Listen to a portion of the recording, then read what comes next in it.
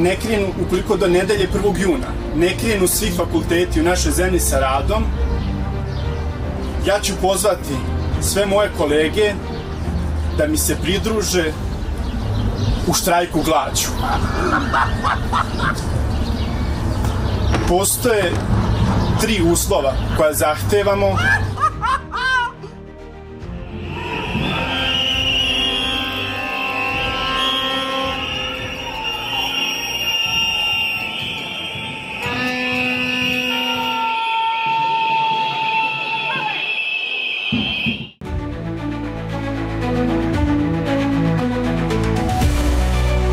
Gledate Sportsko-političku galaksiju, vaše pravo da znate istinu.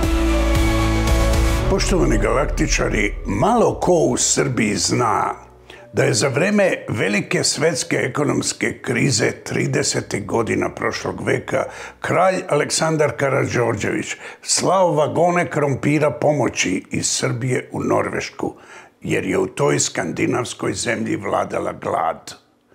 Norvežani to nisu zaboravili, pa su posle Drugog svjetskog rata podigli kuću norveško-srpskog prijateljstva u Gornjem Milanovcu. Danas je Kraljevina Norveška jedna od najbogatijih zemalja sveta, jer, zahvaljujući otkrivanju nafte u Severnom moru, ima suficit u budžetu od 3300 milijardi dolara. Iz te i takve Norveške ovih dana je u svet otišla vest o velikom skandalu koji je naterao predsjednicu parlamenta Evu Kristin Hansen da podnese ostavku. Ovo bi morala da čuje oktroisana predsjednica srpskog parlamenta Ana Brnabić, jer je njena norveška koleginica podnela ostavku zato što je utvrđeno da je u Oslu koristila državni stan od 50 kvadrata. Po norveškom zakonu državni funkcioneri mogu koristiti stan u glavnom gradu ako je njihova privatna kuća udaljena od Osla najmanje 40 kilometara. Predsjednica parlamenta imala je kuću udaljenu od Osla, zamislite, 37 kilometara. Eva se uz ostavku izvinila norveškom narodu i potvrdila da će platiti gubitak koji je nanela norveškoj državi. Zašto je tako nešto nezamislivo u Srbiji, u kojoj je predsjednica parlamenta samo na preuređenje rezidencijalne vile na Dedinju potrošila milione evra državnog novca? Zato što je najbolji učenik ratnog zločinca Hulje Šešelja, neostvareni fudbalski huligan na mjestu predsjednika Srbije, ne menjajući Ustav Republike, napravio državni udar i sve 3 grane vlasti, parlamentarnu, izvršnu i sudsku, preselio u podzemlje, gde je on, kao u svakoj mafijaškoj organizaciji, capo di tutti capi, što bi rekao Italijani. Njegov učitelj Hulja Šešelj doktorirao je u Sarajevu na temi uloga Saveza komunista u opštenarodnoj odbrani. A to znači da je dobro poznavao ideologiju marksizma. Šešeljev učenik je u Beogradski pravni fakultet ušao 2 puta, da se upiše i da podigne diplomu. I jedino je preko svog političkog oca mogao da sazna za jednu od retkih istinitih Marksovih teza koja glasi: ne određuje svest ljudi njihovo materijalno stanje, već obrnuto, materijalno stanje čoveka određuje njegovu svest. Po tom receptu takozvani predsjednik je srpsko društvo podelio na 2 dela, na tlačitelje i sve nas potlačene. Tlačitelji su svi oni koje niko nikada nije birao, nego ih je šef u svom podzemnom svetu mafijaške vlasti kao prostake, lopove, kriminalce i primitivce instalirao na najvažnije funkcije u državi. Nažalost, nisu u tom društvu samo njegovi i Šešeljevi srpski radikali preobučeni u naprednjake, već i mnogi preletači iz takozvane vlasti žutih, među kojima je najvažniji Mlađan Dinkić, savjetnik takozvanog predsjednika za poslove sa arapskim svetom. Sećamo ga se kao pisca knjige Ekonomija destrukcije, u kojoj je do detalja opisao načine i metode velike pljačke naroda pod režimom Slobodana Miloševića, a to su bili hiperinflacija u državnoj režiji, monetarni haos koji su pravile paradržavne banke Dafiment i Jugoskandik i zajam za privredni razvoj Srbije. Danas je taj nekadašnji ministar finansija autor Vučićeve ekonomije, dekonstrukcije, jer je kao doktor marksističke političke ekonomije naučio da ko drži materijalnu ili ekonomsku bazu društva, taj vlada državom. Razlika je u tome što u Srbiji ne upravlja klasa, već mafija, lopova i kriminalaca. Oni su ekonomsku bazu društva osvojili tako što je savjetnik takozvanom predsjedniku najpre predložio da milijarde koje Milošević izneo iz zemlje posredstvom Arapa uloži u izgradnju evropskog Dubaja, Beograda na vodi. Potom su predsjednikovi radikali presvučeni u naprednjake u ime svog šefa uzurpirali sve finansijske tokove, sve državne, privredne i prirodne resurse. Šef je lično i uz njihovu pomoć tajnim ugovorima prodao ili iznajmio stranim korporacijama po samo njemu znanim uslovima veći deo srpske ekonomske baze. Najnovija vest iz, kako se to kaže, dobro obaveštenih krugova glasi: BlackRock, američka međunarodna korporacija za upravljanje investicijama, kao daleko najveći svetski menadžer imovine sa više od 10 biliona dolara bogatstva, prihvatila je da otkupi veći deo stranog duga Srbije od 34 milijarde evra, koji će se najnovijim rebalansom budžeta povećati za još 10 milijardi. Tajnim ugovorom, kao sa Kinom u Boru i Majdanpeku ili sa Rio Tintom u zapadnoj Srbiji, BlackRock će preuzeti na sebe otplatu kreditnih rata i glavnice, a za uzvrat će dobiti srpske javne i državne resurse kao što su elektroprivreda, telekom, rudnici, poljoprivredno zemljište i sve ostalo što takozvani predsjednik nije uspeo da proda ili stavi pod hipoteku.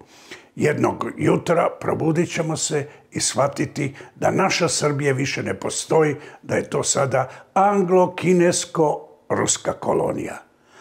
Zašto je za manje od jednog veka došlo do tako drastične razlike u društveno-političkom i ekonomskom stanju između Kraljevine Norveške i Republike Srbije?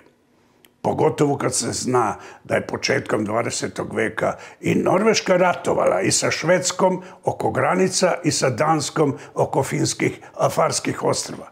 Došlo je zato što su i Norvežani posle Drugog svjetskog rata pregovorima rešili svoje odnose sa Šveđanima i Dancima, a Srbi su, čitaj Milošević, Šešelj i Vučić, posle pada komunizma radi vlasti i pljačke u privatizaciji do tadašnje državne i društvene imovine, pobunili Srbe u bivšim jugoslovenskim republikama i krenuli u ratna osvajanja teritorija. Tu razliku u mentalitetu i sposobnostima ljudi, civilizacijsku razliku, Balkanaca i Skandinavaca, najbolje je opisao pokojni roker Bora Čorba u svojoj pesmi Kako je lepo biti glup. Citiram: stoka ume da nervira, gutaj šta ti se servira. Bolje mozak sakrivati pa ćutati i plivati. Ne bavi se politikom, spavaj, radi, ćuti, jedi i ne veruj više nikom. Lezi, dik se, ustaj, sedi. O, kako je lepo biti glup. Kosa gori ispod šlema, valjamo se po prašini, niko od nas pojma nema da smo davno u mašini. Mani glavu, pasi travu, glup si, nisi ti u pravu. Baš te boli šta ti rade, ko te laže, ko te krade. O, kako je lepo biti glup. Gledali ste Milojkovu bandu, sad gledate ekonomsku propagandu. Ili na nemačkom, alles zusammen haben Reklamen. Bioptron je jedinstven uređaj, patentiran po švajcarskoj tehnologiji sa dokazanom delotvornošću u prevenciji i lečenju mnogih medicinskih stanja. Sportske povrede, rane, opekotine, bolovi u leđima, mišićima, zglobovima, glavobolje, migrene, ekcem, akne, rozacea, ojedi i druge kožne bolesti, dekubitis, alergije, sinuzitis, respiratorne infekcije, čak i sezonska depresija. Bečić 48:05! Bravo majstore! Treći na svetu 48:05! Kakav rezultat!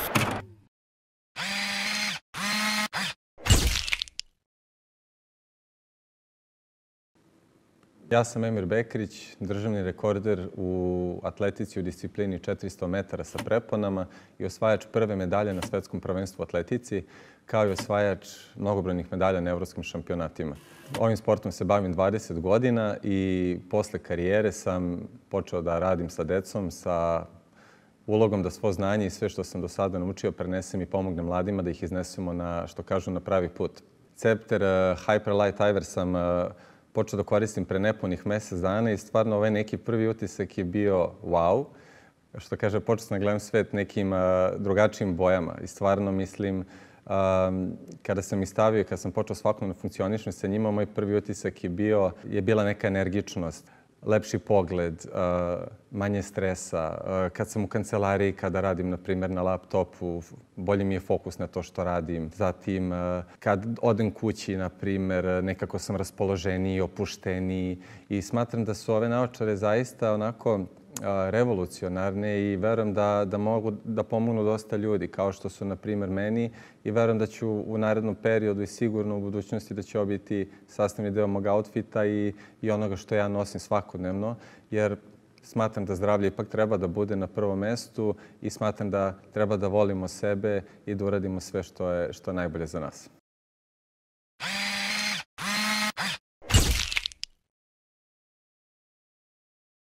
Stiže.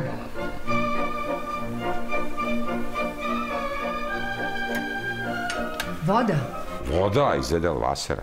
Edelwasser je savršen aparat za prečišćavanje vode, uklanja čestice, nečistoće, rastvorene organske i neorganske materije, hlor i isparljiva organska jedinjenja. Izvor uvek čiste vode u našem domu. Aquapura Vita Longa. Živi bolje, živi duže. Cepter. Moje ime je Milojko Pantić, a vi gledate Sportsko-političku galaksiju, vaše pravo da znate istinu.